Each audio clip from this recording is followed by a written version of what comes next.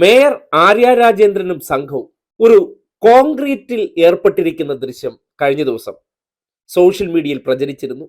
ഒപ്പം നമ്മുടെ പേജിലും പങ്കുവച്ചിരുന്നു.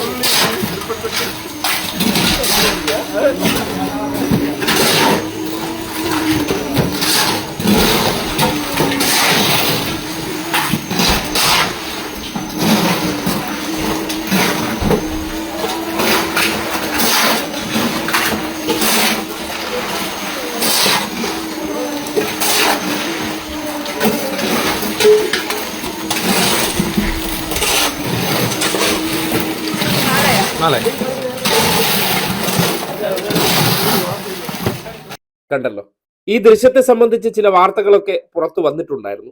എന്നിരുന്നാലും ഈ ദൃശ്യം പുറത്തു വന്നതിന് പിന്നാലെ ഇതിനെ സംബന്ധിച്ച് തലസ്ഥാനത്തെ കോൺഗ്രസുകാരും സംഘികളും ഒരുമിച്ച് നിന്ന് പ്രചരിപ്പിക്കുന്ന ഒരു കാര്യമുണ്ട്.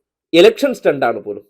ഇതുവരെ ഇലക്ഷൻ സ്റ്റണ്ടിന് മുന്നോടിയായിട്ട് വേറെ ആരെങ്കിലും ഇതുപോലൊരു മാതൃക ചെയ്ത് കാണിച്ചിട്ടുണ്ടോ എന്ന് ചോദിച്ചാൽ അതിനൊരു ഉത്തരമാകും.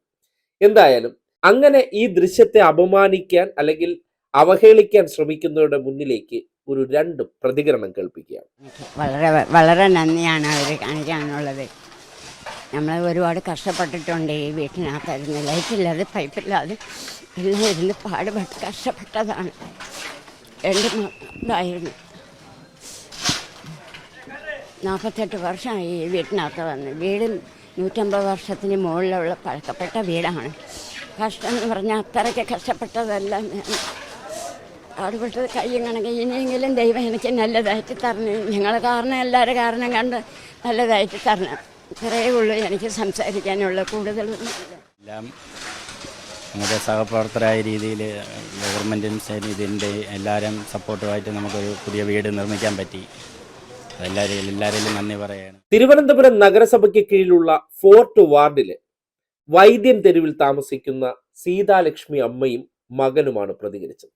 150 വർഷം പഴക്കമുള്ള വീട്. ഈ അടുത്ത ദിവസമാണ് നഗരസഭയുടെ നേതൃത്വത്തിൽ വികസന സദസ്സ് സംഘടിപ്പിച്ചത്. അതിലൂടെ തന്നെ ചില വീടുകൾ ഇനിയും പൂർത്തീകരിക്കാത്തതിനെ നേരിട്ടിടപെട്ട് അത് പൂർത്തീകരിക്കണമെന്നുള്ളൊരു തീരുമാനമെടുത്തു. കാര്യം, ഭരണസമിതിയുടെ കാലാവധി പൂർത്തീകരിക്കുമ്പോൾ പരമാവധി ജനങ്ങൾക്ക് കൊടുത്ത വാക്ക് പാലിക്കണമെന്നുള്ള ഇച്ഛാശക്തിയുടെ പേരിൽ ചെയ്ത പ്രവർത്തനമാണ്. മറ്റെവിടെയെങ്കിലും നിങ്ങൾ ഈ ദൃശ്യം കണ്ടിട്ടുണ്ടോ? അവസാന കാലഘട്ടത്തിൽ എത്തുമ്പോൾ പലരും മാക്സിമം എന്തൊക്കെ ഒപ്പിച്ചുകൊണ്ട് പോകാൻ പറ്റും എന്ന് ചിന്തിക്കുന്നിടത്ത് അങ്ങനെയല്ല. പരമാവധി ജനങ്ങൾക്ക് എന്തൊക്കെ പറഞ്ഞ വാഗ്ദാനങ്ങൾ അല്ലെങ്കിൽ അവരുടെ ബുദ്ധിമുട്ടുകൾ തീർത്തു കൊടുക്കാൻ എന്തൊക്കെ ചെയ്യാൻ പറ്റും എന്നതിൻ്റെ പരിശ്രമമാണ്. അതിനുവേണ്ടി നഗരസഭയിലെ മേയറുടെ ഓഫീസുമായി ബന്ധപ്പെട്ട് പ്രവർത്തിക്കുന്ന ജീവനക്കാരും മേയറും നേരിട്ടിറങ്ങി. ഇപ്പോൾ മേയർ ഒറ്റയ്ക്കല്ല, എന്തിനാണ് ജീവനക്കാരെ കൂടി കൊണ്ടുപോകേണ്ട കാര്യം? അവർ കൂടി സന്നദ്ധ അറിയിച്ചുകൊണ്ടായിരിക്കണമല്ലോ ഇത് ചെയ്യാൻ കഴിഞ്ഞിട്ടുള്ളത്. അങ്ങനെ അവർ നേരിട്ട് പോയി കല്ലും മണ്ണും ചുമന്ന് കോൺക്രീറ്റ് ചട്ടിയിൽ മുകളിൽ കയറ്റി ഒരു കോൺക്രീറ്റ് പൂർത്തീകരിച്ചു. ചിലർക്കത് കണ്ടിട്ട് അങ്ങോട്ട് സഹിക്കുന്നില്ല. എന്തെങ്കിലുമൊക്കെ പറയണ്ടേ? നമ്മളോ ഒന്നും ചെയ്യില്ല. ഇനി ചെയ്യുന്നവരെ എന്ത് ചെയ്യണം? എന്തെങ്കിലുമൊക്കെ പറഞ്ഞ് നമ്മൾ അവഹേളിക്കണ്ടേ? ഒരു സ്ത്രീയുടെ കണ്ണീർ കണ്ട് അവർക്ക് നമുക്ക് എന്ത് ചെയ്തു കൊടുക്കാൻ പറ്റും? അങ്ങനെ ചിന്തിച്ചെടുത്താണ് ചോർന്നൊലിക്കുന്ന ഒരു വീടിനെ പുതുക്കി പണിഞ്ഞു കൊടുക്കാൻ നഗരസഭാ ജീവനക്കാരും മേയറും രണ്ടും തുനിഞ്ഞങ്ങ് ഇറങ്ങിയത്. അതുപോലും ചിലർക്ക് ചൊറിച്ചിലുണ്ടാക്കുന്നെങ്കിൽ അതിനൊറ്റ കാരണമേ ഉള്ളൂ. നമ്മൾ ഇതൊന്നും ചെയ്യാതെ, ഞങ്ങൾ പുറത്ത് പൊടി പറ്റാതെ, ഞങ്ങളുടെ തേച്ചു വടിയാക്കിയ ഉടുപ്പുകളിൽ ചെളി പുരളാതെ പലതരത്തിലുള്ള നുണകളെല്ലാം നാട്ടുകാരോട് പറഞ്ഞുകൊണ്ടിരിക്കുമ്പോഴാണ് അവരുടെ ജീവിതങ്ങളിലേക്ക് പോലും നഗരസഭയുടെ ഭരണത്തിന്റെ ഭാഗമായിട്ടുള്ള ഇടപെടലുകൾ ചെല്ലുന്നത്. സ്വാഭാവികമായിട്ടും ഇന്നലെ ഉണ്ടാക്കിയ കഥകളെല്ലാം തകരുമല്ലോ. അതിൽ വിറളി പൂണ്ടതാണ്. എന്തായാലും നമ്മുടെ നാട്ടിലെ പതിവില്ലാത്തൊരു കാഴ്ചയാണ്. തിരുവനന്തപുരം നഗരസഭ ഏറ്റവും വലിയ വാർഡുകൾ ഉൾക്കൊള്ളുന്ന, ഏറ്റവും കൂടുതൽ ജനങ്ങൾ തിങ്ങിപ്പാർക്കുന്ന നഗരസഭയാണ്. ആ നഗരസഭയുടെ നേതൃത്വത്തിൽ ഈ ഭരണസമിതിയുടെ കാലഘട്ടത്തിൽ ഏറ്റവും കൂടുതൽ വീടുകൾ നിർമ്മിച്ചു നൽകിയ നഗരസഭയാണ്. നിരവധി ദേശീയ അന്തർദേശീയ പുരസ്കാരങ്ങളും നേടിക്കഴിഞ്ഞു. വെറുതെ അല്ല, ജനങ്ങൾക്കിടയിൽ ഇതുപോലെ ഇടപെട്ടുകൊണ്ടാണ്. പ്രവർത്തനങ്ങളുടെ മാറ്റം എന്താണെന്ന് നഗരത്തിലൂടെ സഞ്ചരിക്കുന്നവർക്ക് തന്നെ തിരിച്ചറിയാൻ കഴിയാവുന്നതാണ്. 5 വർഷത്തിനുള്ളിൽ തിരുവനന്തപുരം നഗരത്തിനുണ്ടായ പ്രകടമായ മാറ്റത്തിൽ നഗരസഭയുടെ ഇടപെടലുണ്ട്. ആ വികസനത്തിനോടൊപ്പം തന്നെ സാധാരണക്കാരായിട്ടുള്ള മനുഷ്യരെ ചേർത്ത് പിടിക്കലുണ്ട്. അവരുടെ കണ്ണീരൊപ്പാൻ വേണ്ടി പരിശ്രമിക്കുന്നുണ്ട്. അതിന്റെ ഒരു ദൃശ്യമാണ് നിങ്ങൾ കണ്ടത്. അത് കണ്ടപ്പോഴാണ് ചിലർക്ക് വല്ലാത്ത ചൊറിച്ചിലുണ്ടായിരിക്കുന്നത്.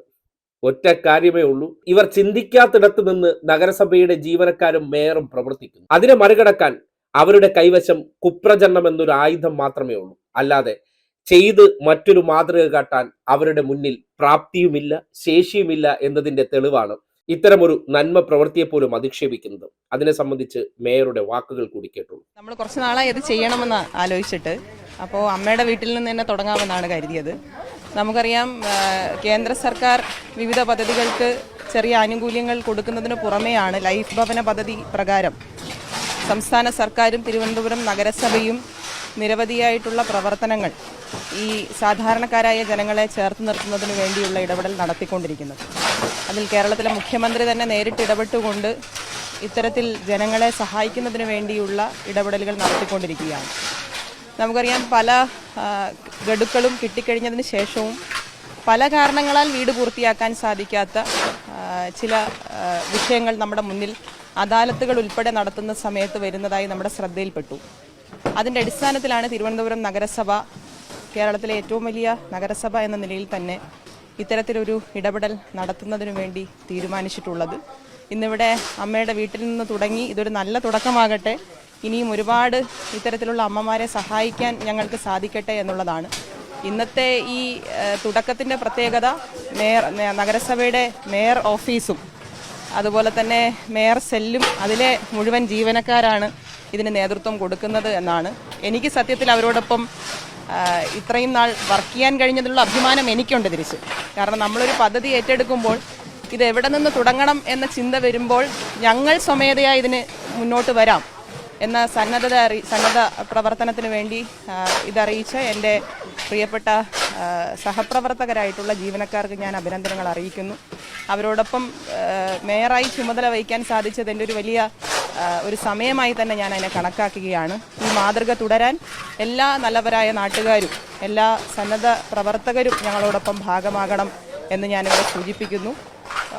ഇന്ന് രാവിലെ തന്നെ ഇങ്ങനൊരു വാർത്ത അറിഞ്ഞുകൊണ്ട് പല മേഖലയിൽ നിന്നും എല്ലാവരും വിളിച്ചു ചോദിക്കുന്ന ഒരു സാഹചര്യമുണ്ടായി.